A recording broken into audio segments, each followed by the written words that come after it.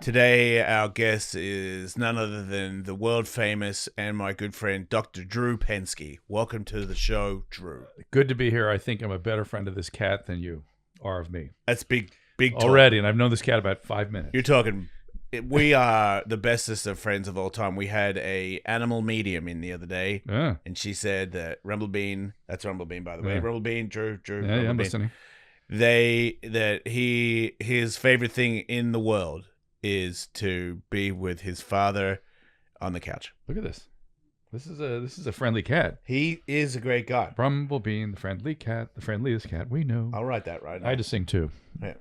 So how are you, my friend? I'm great. Good. Yeah. Drew, I'm curious, when we say that we recently spoke to a pet psychic. I didn't budge, did I? What is your... I didn't blink. I wonder what goes through your mind. What went through my mind is my wife would love that shit. Yep. Because she has all her friends are psychic. She has her own psychic little podcast. Yeah. Called Calling Out with Susan Pinsky. And I've had a chance because of that show to like study psychics. Yeah. And it's kind of fascinating. Well, I mean, they do some uncanny stuff. And I became convinced that they were doing something strange neurologically because their eye movements when they were in the zone, when they were really calling out stuff that was true. Yeah. They had rotatory nystagmus. They had nystagmus in the upper right corner. Upper right corner of the right. And I thought, this is not normal eye movements. They're accessing something. And so we had, Tyler Henry did us. Mm-hmm. And I asked him to come back and let me wire him up with an EEG. And I brought a neuroscientist in, and we wired him up, and he read Steve-O. And Steve-O came in completely skeptical. He's like, I'm going to fuck this guy up. And the dude zeroed right in on mom and all the stuff about his mom, and he immediately melted. And the brain waves, he went into this crazy state of hypervigilance, hyper-alertness. He gets drenched in sweat, and his autonomic nervous system is deeply activated at the same time as he's hyper-inhibited. He's in like a sleep state and a hyper-alert. Neuroscientist was like, I've never seen anything like this.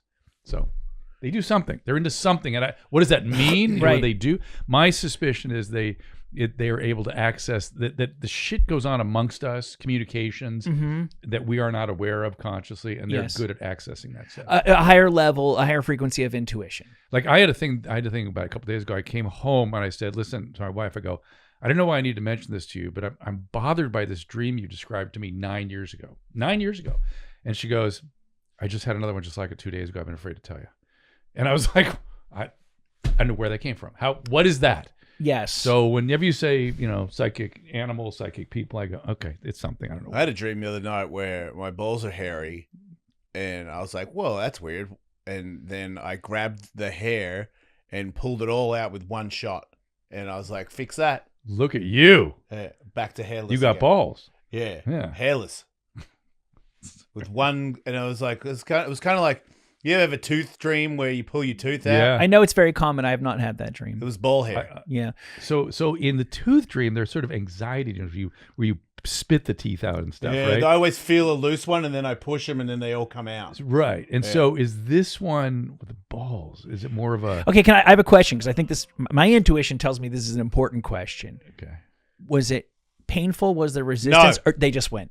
They just went. Yeah. Yeah. Mm-hmm. At first, it's a little bit like, wait a minute, is this all coming out? And no pain. I was like, may as well go full gusto. Right. And I was showing somebody. For like, me, I was like, ta-da! You tell me if I'm wrong. This is how I experience him. He's always showing that he has balls. And that it doesn't hurt him, even when it hurts him. I see. Right. So you're taking this as the metaphorical ball. That's just sort of the feeling that he gives me. Fits with the feeling of pulling the hair out of his balls. I think your testicles might be just your spirit animal. Yeah, there you go. Wow. Right. I always I thought like it was that. a wolf, but it makes more sense that it's balls. You should have put Unfortunately. You should have written like testes Got up balls in on your my head? Yeah, it would have been. People would have thought it was just brain. Not as cool. Oh, man. Is that guy with the scrotum on his head? Yeah. No, it's my brain. I mean, from the back, it does look a bit like, it's a bit scroty. Yeah. So, Drew, I hurt my knee. And I don't know if you know, I think you know, but I'm a doctor as well. Of course. Right. Well, you're good with, look, you can't be an athlete and not be good at ortho and these sorts of things. Right. I'm not, orthopedist is a doctor, right? Yeah. I knew that. That's what I am. But there's surgeons, though. Right. I'm not a surgeon. Right. So you're like a... I'll tell you what's wrong with it, Yeah. but I'm not going to fix it for you. Okay. Unless there's, as we were discussing before the show started, there's this other thing when you get older where yeah, you could have surgery and yeah, you could do this and that, but you could also harden the F up. Or do intermediate steps, but it is here. The thing we said was, even we get the surgery, we'll fuck it up again anyway. Oh, that I went to Colombia and got stem cells, and they fixed my legs, and I immediately went completely berserk and ruined my body twice as bad because I was like, oh, I can skate again, right? And then I skated and slammed, right? Because we're still old, right? So our tissue is still in the same shape, even though we've healed it back. And we end up doing the same thing to it that put us in a shape we were in the first place. But it's living. You're living. You get one chance on this planet. Am I arguing? No, you're the same. Yeah, I'm the same. You just told me you can't touch the top of your head. You still lift weights. That's exactly right. Hell yeah, Drew. Hell yeah. Yeah, I went until the wheels come off. That Tony Hawk had a documentary about that. I went to meet him today to do a video to promote us doing a show at the Comedy Store. We're doing The Last Hawk versus Wolf at the Comedy Store. You should come. But anyway, promote it. When is it? The 29th of January. Yeah, this month. Okay. Yeah. In the main room at the Comedy Store. Nice. Big deal. Big deal. Big celebrity Look comedian. At you with your comedy career sailing. Yeah. Into the big time. Yeah. I kicked ass on Saturday night. Probably the best I've ever done.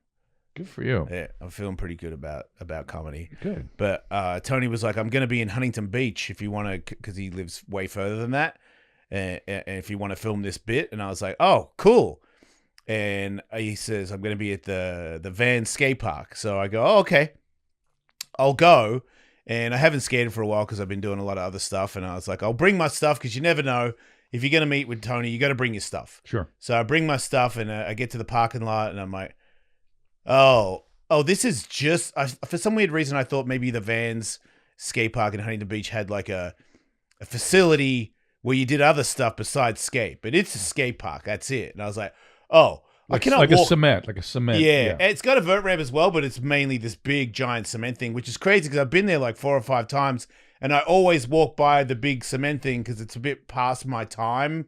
And if you don't skate all the time and you skate in that thing, you're going to get hurt. That's the shit they brought in bulldozers and filled them with sand during COVID in LA County. Yeah.